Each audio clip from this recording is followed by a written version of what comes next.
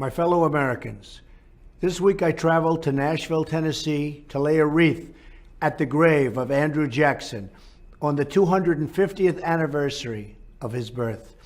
Jackson was an American hero, first as a brilliant general whose crushing defeat of the British at New Orleans saved our independence in the War of 1812, and later as the 7th President of the United States, when he fought to defend the forgotten men and women from the arrogant elite of his day.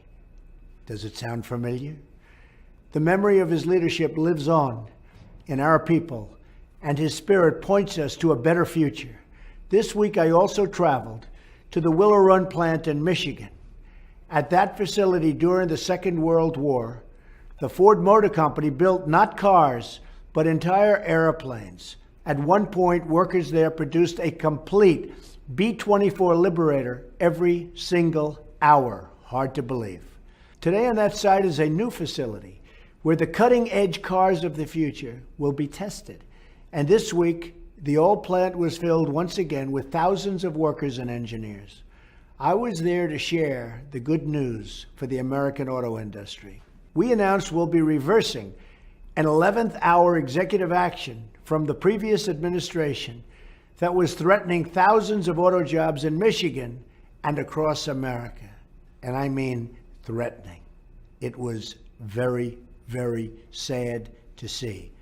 In fact, we are setting up a task force in every federal agency to identify any unnecessary regulation that is hurting American businesses and American jobs. The first 2 job reports of my administration show that we've already added nearly 500,000 new jobs. The days of economic surrender for the United States are over. For too long, special interests have made money shipping jobs overseas. We need a new economic model. Let's call it the American model. Under this model, we will lower the burden on American business, but in exchange, they must hire and grow America and American jobs. This will be a win-win for our companies and for our workers. Let's buy American and hire American. Let's create jobs in America. Let's imagine new industries. And let's build a beautiful future together. Among the workers building B-24 bombers at the Willow Run plant during World War II was one tough lady. You might have heard her. They called her Rosie the Riveter. And when Rosie's country called her, she answered the call. Rosie was famous for her toughness and her strength, and for the words that were emblazoned above her famous image. It said very simply, "We can do it."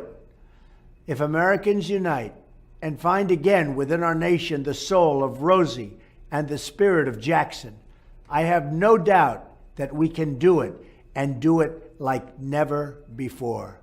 Thank you. Enjoy your week.